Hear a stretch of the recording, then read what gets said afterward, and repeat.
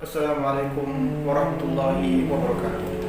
Innal hamdalillah nahmaduhu wa nasta'inuhu wa nastaghfiruh wa na'udzu billahi min shururi anfusina wa min sayyiati a'malina. May yahdihillahu fala mudilla lahu wa may yudlil fala hadiya lahu. Wa nashhadu an la ilaha illallah wahdahu la syarika lahu wa nashhadu anna Muhammadan 'abduhu wa rasuluh.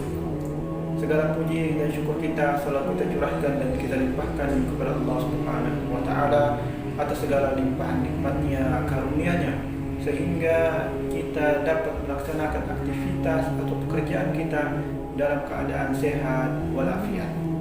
Dan tentunya kita patut untuk mensyukuri segala nikmat-nikmat Allah Subhanahu wa taala. Kaum muslimin yang dirahmati Allah Subhanahu wa taala.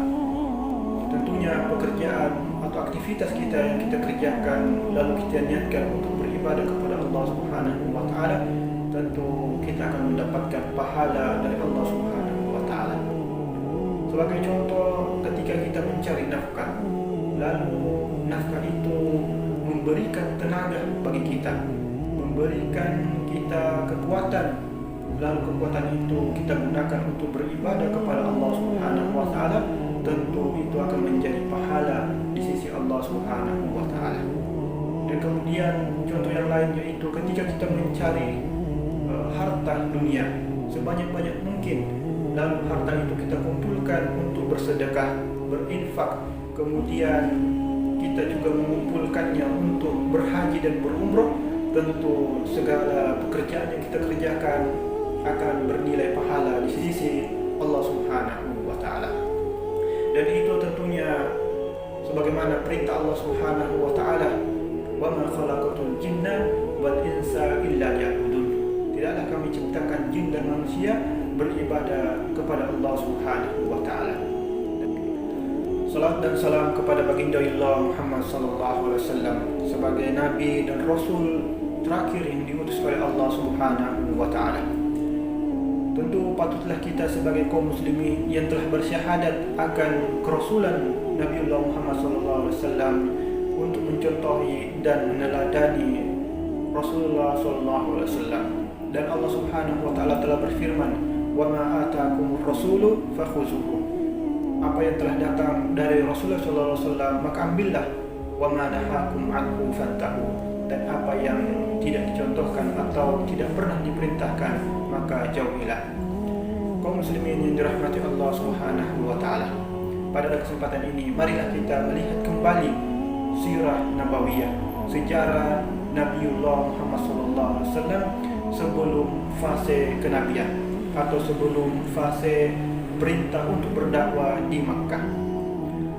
Salah satu hal yang perlu kita ketahui bahwa Rasulullah SAW sebelum fase kenabian, beliau telah mendapatkan gelar sebagai Al-Amin dari kaum Quraisy. Mengapa demikian? Karena salah satu sebabnya adalah kejujuran. Karena kejujuran Rasulullah SAW dan amanah Rasulullah SAW ketika diberi suatu amanah, maka Rasulullah SAW menjaganya dan menjalankannya dengan sebaik-baik mungkin, sehingga kaum Quraisy pun memberikan gelar Al-Amin. Ya, misalkan salah satu contohnya adalah ketika Rasulullah SAW diberi amanah untuk berdagang, yang dimana dagangan itu dari Khadijah sebelum menjadi istri Rasulullah SAW. Beliau ke Syam membawa dagangan itu dan menjualnya, dan setiap hasilnya diberikan kepada Khadijah, dan dia menerima apa yang diberikan oleh Khadijah sebagai imbalan perdagangan yang dilakukan oleh Rasulullah SAW. Ataukah salah satu contoh kejujuran Rasulullah SAW ketika ada seseorang yang menitip barang kepada beliau, beliau pun menjaganya dan merawatnya sampai orang itu datang kembali mengambilnya, padahal orang itu telah meninggalkan barang tersebut kepada Rasulullah SAW selama 3 minggu. Namun karena bentuk kejujuran dan amanah Rasulullah SAW, barang tersebut dijaganya, sehingga kaum Quraisy pada saat itu memberikan gelar kepada beliau sebagai Al-Amin. Kaum muslimin yang dirahmati Allah Subhanahu wa taala, setelah memasuki fase kenabian dan turunnya perintah untuk berdakwah, maka Rasulullah SAW yang pertama kali dia dakwahi adalah dari kalangan keluarganya sendiri, yaitu istri Rasulullah SAW, Khadijah. Kemudian salah satu atau anak angkat Rasulullah SAW, Harithah.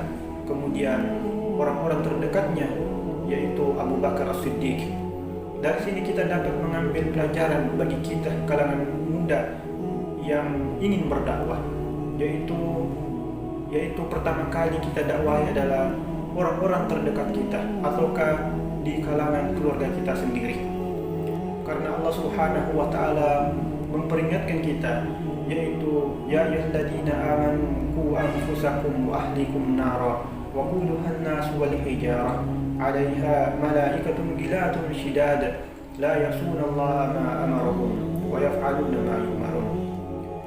Wahai orang-orang yang beriman, jagalah dirimu dan keluargamu, karena bahan bakarnya adalah dari kalangan manusia dan bebatuan.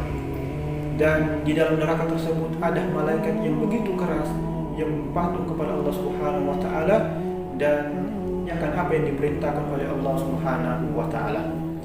Maka kaum muslimin yang dirahmati Allah Subhanahu wa taala, mari kita mendakwahi orang-orang yang di sekitaran kita ataukah di keluarga kita sendiri, dengan catatan bahwa ketika kita sebagai seorang anak ingin mendakwahi orang tua kita, maka kita harus memiliki akhlak yang mulia, perilaku yang baik, dan salah satunya adalah membantu orang tua kita dalam melakukan pekerjaannya.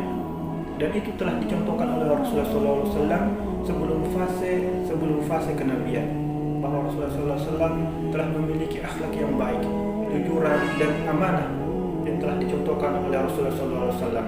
Begitupun kita yang ingin mendakwai orang tua bukan langsung menyampaikan ayat atau hadis, akan tetapi membuktikan dengan akhlak kita, karakter kita yang baik kepada orang tua kita, yang kemudian orang tua kita melihat bahwa ketika kita mempelajari agama, kita memiliki sifat yang berubah, yaitu menjadi lebih baik dan patuh kepada mereka, sehingga menyentuh hati mereka bahwa seseorang yang mempelajari agama, dia akan memiliki perubahan, yaitu menjadi lebih baik dan lebih taat kepada perintah Allah Subhanahu wa taala.